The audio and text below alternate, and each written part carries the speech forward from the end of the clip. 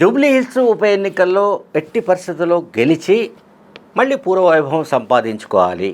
అంటే రాష్ట్రంలో అంటే తెలంగాణలో అధికారం కోల్పోయిన తర్వాత బీఆర్ఎస్ పార్టీ పరిస్థితి పూర్తిగా అధ్వానంగా మారుతున్న నేపథ్యంలో, లేదా ఆ పార్టీకి సంబంధించిన అధినేత కేసీఆర్ ఇంట్లోనే అనేక కలహాలు వస్తున్న నేపథ్యంలో, కుటుంబ గొడవల నేపథ్యంలో పరిస్థితులు అంటే ఆ పార్టీ పట్ల ప్రజలకు కూడా అనుమానాలు కలుగుతున్నాయి. ఆ పార్టీ భవిష్యత్తు ఏమిటి, ఏం సంగతి అని. బట్ ఇప్పుడు కేటీఆర్కు కానీ మిగతా వాళ్ళకు కానీ ఒక ఏమంటాం జూబ్లీ హిల్స్ ఉప ఎన్నిక ఒక పరీక్ష అనుకుంటే, ఆ పరీక్షలో మనం పాస్ అయితే తప్ప పార్టీ క్యాడర్లో మన పార్టీ మళ్ళీ అధికారంలోకి వస్తుందని కానీ, మన పార్టీ మళ్ళీ పూర్వ వైభవం సంపాదించుకుంటుందని కానీ ఒక నమ్మకాన్ని కలిగించలేమన్నది బీఆర్ఎస్ నాయకుల అభిప్రాయం. కానీ పరిస్థితులు చూస్తుంటే రోజు రోజుకు గంభీరంగా మారిపోతున్నాయి. జూబ్లీ హిల్స్ ఉప ఎన్నికల్లో రాజకీయ సమీకరణలు వేగంగా మారుతున్న పరిణామాలు మనకు కనిపిస్తున్నాయి, వేగంగా మారిపోతున్నాయి. ఒకటి, తీర్మానం వలన తెలంగాణ రాజ్యాధికార పార్టీ పెట్టాడు. బహుశా టీఆర్పీ నుంచి ఖచ్చితంగా ఒక అభ్యర్థి నిలబడే అవకాశం ఉంది. అట్లాగే కవిత తరపున ఆల్రెడీ తెలంగాణ జాగృతి తరపున ఒక అభ్యర్థి నిలబడే అవకాశం ఉంది.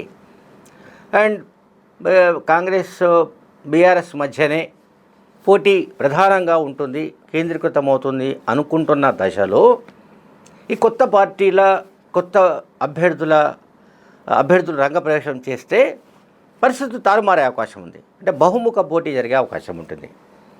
బహుముఖ పోటీలో బీఆర్ఎస్ పార్టీకే ఎక్కువగా గండి పడే ఛాన్సెస్ ఉన్నాయి. ఇప్పుడు బీసీ ఓట్లు కనుక 1000 ఓట్లైనా సరే 2000 ఓట్ల పక్కన పెడతాం.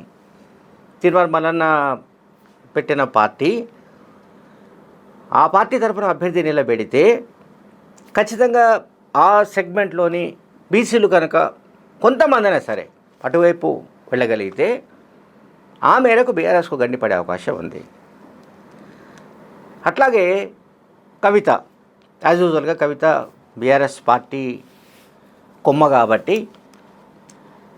ఆ పార్టీ నుంచే ఆమె ఎమ్మెల్సీగా కూడా ఉన్నారు కనుక ఆమె తిరుగుబాటు నాయకురాలు రైట్ నౌ.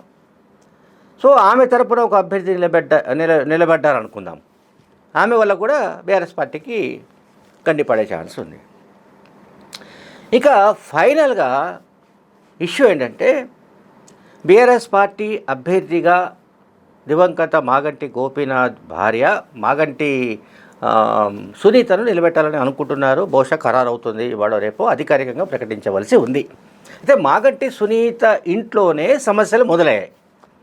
ఆ కుటుంబంలోనే పెద్ద ఎత్తున గొడవలు జరుగుతున్నట్లుగా తెలుస్తోంది. దీనికి సంబంధించి దివంగత మాగంటి గోపీనాథ్ సోదరుడైన వజ్రనాథ్ కొన్ని యూట్యూబ్ ఛానల్స్కు, కొన్ని ఛానల్స్లలో, టీవీ ఛానళ్లలో ఆయన ఇంటర్వ్యూలు ఇస్తూ చాలా విషయాలు మాట్లాడేస్తున్నాడు.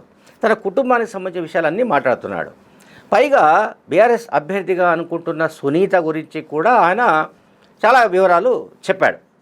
అంటే ఆమె వ్యవహార శైలి కారణంగానే ఆ ఇంట్లో పనిచేసే దాదాపు 127 మంది డ్రైవర్లు మారారని, అట్లాగే ఒక 70-75 మందికి పైగా వంట మనుషులు కూడా మారిపోయారని, ఇవన్నీ ఆయన అంటే సునీత అభ్యర్థిత్వాన్ని డ్యామేజ్ చేసే విధంగా ఆయన కామెంట్లు చేస్తున్నాడు.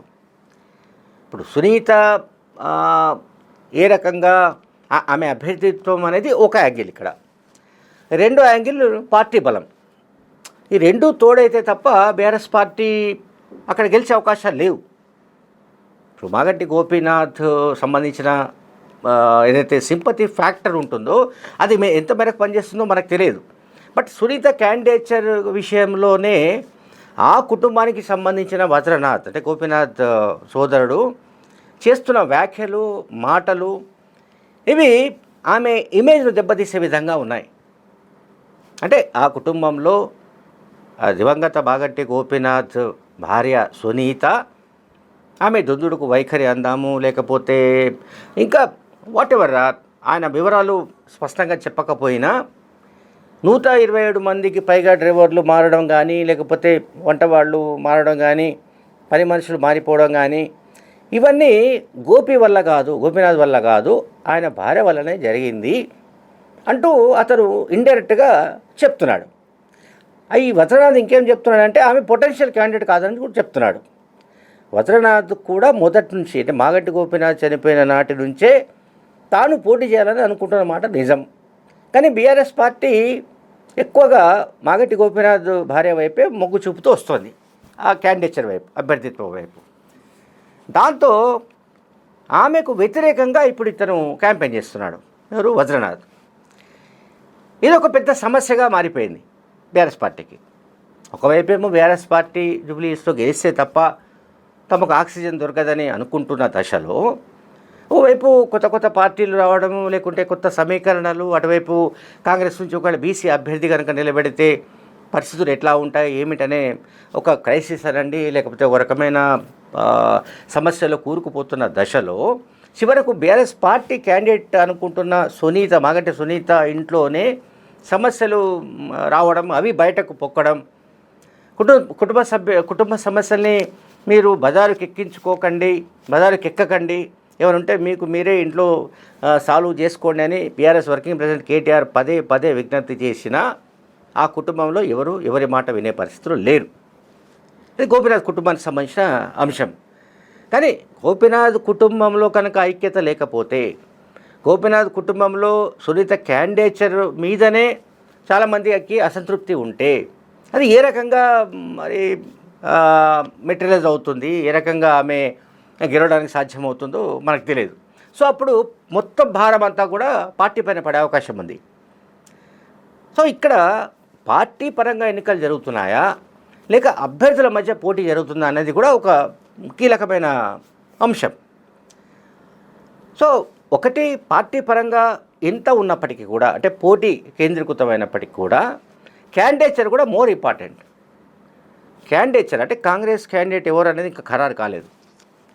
కాంగ్రెస్ క్యాండిడేట్ ఫైనలైజ్ అయిన తర్వాత, బీజేపీ నుంచి కూడా క్యాండిడేట్ ఫైనల్ అయిన తర్వాత, అప్పుడు బీఆర్ఎస్ క్యాండిడేట్గా ఉన్న సునీత ఇతర పోటీ అభ్యర్థులు ఎవరైతే ఉంటారో, ప్రత్యర్థులు వాళ్ళతో ఎట్లా పోరాడే ఛాన్సెస్ ఉంటాయి, గెలుపు ఛాన్సెస్ ఎట్లా ఉంటాయి అనేది మనం ఒక అంచనాకు రావచ్చు, ఒక విశ్లేషణగా రావచ్చు. అయితే ఇక్కడ నేను ఇంకొక విషయం చెప్పదలుచుకున్నా. జూబ్లీహిల్స్ ఎన్నికను ఇంత ప్రతిష్టాత్మకంగా బీఆర్ఎస్ పార్టీ తీసుకుంటున్నప్పుడు, జూబ్లీహిల్స్ ఉప ఎన్నికలో ఒకవేళ మేము ఓడిపోతే, అంటే బీఆర్ఎస్ పార్టీ ఓడిపోతే, నేను బీఆర్ఎస్ పార్టీ వర్కింగ్ ప్రెసిడెంట్ పదవికి రాజీనామా చేస్తాను అని కేటీఆర్ కనుక సవాలు చేస్తే అది ఎట్లా ఉంటుందో చూడాలి. మరి ఆయన అయితే ఇప్పటిదాకా అటువంటి సవాల్ చేయలేదు. ఇప్పుడు 2-3 విధాలుగా ఉంటాయి సవాళ్ళు. ఒకటి, జూబ్లీహిల్స్ ఉప ఎన్నిక రేవంత్ రెడ్డి పాలనకు రెఫరెండం అని చెప్పాలి.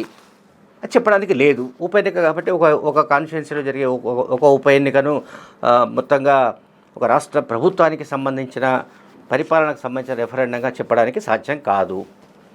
ఇక సాధ్యమేది ఏమిటి అంటే, ఇప్పుడు ఈ ఎగ్జామ్ జూబ్లీహిల్స్ ఉప ఎన్నిక అనేది బీఆర్ఎస్ పార్టీకి జీవన మరణ సమస్య మనకు తెలుసు. అక్కడ గెలిస్తేనే మళ్ళీ పార్టీ బతికి బట్ట కడుతుంది అనే ఒక ఒపీనియన్ జనరల్గా ఉంది. ఈ యాంగిల్లో ఆలోచిస్తే కేటీఆర్ తన నాయకత్వానికి కూడా పరీక్ష ఇది. తన నాయకత్వ ప్రతిభ ఏదైనా ఉంటే అది చూపెట్టాలి. ఇప్పుడు హైదరాబాద్ సిటీలో కాంగ్రెస్ పార్టీకి ప్రజాదరణ అసెంబ్లీ ఎలక్షన్స్లో దొరకలేదు కనుక హైదరాబాద్లో, అంటే మీ సిటీలో, నగరంలో నేను ఎంత చెప్తే అంతే, లేకుంటే నేను ఒక గొప్ప నాయకుడిని, పరిపాలన దక్షుడిని, మున్సిపల్ మంత్రిగా నేను మెరుపులు మెరిపించాను, హైదరాబాద్ను మొత్తం విశ్వ నగరంగా తీర్చిదిద్దడానికి నేను ప్రయత్నించాను అని కేటీఆర్ చాలా సందర్భాల్లో చెప్పడాన్ని మనం చూసాం. అటువంటప్పుడు పార్టీ వర్కింగ్ ప్రెసిడెంట్ ఉంటే ఎంత, లేకపోతే ఎంత? జూబ్లీహిల్స్ ఎన్నికలో నేను ఓడిపోతే, బీఆర్ఎస్ పార్టీ ఓడిపోతే నేను వర్కింగ్ ప్రెసిడెంట్ పదవికి రాజీనామా చేసేస్తా అంటే మరి దాని టెంపరేచర్ ఎట్లా ఉంటుందో చూడాల్సి ఉంటుంది. మరి అటువంటి సాహసం ఆయన చేస్తాడా, అటువంటి ఛాలెంజ్ చేయడానికి అవకాశం ఉందా లేదా అనేది మనకు తెలియదు. Thank you very much.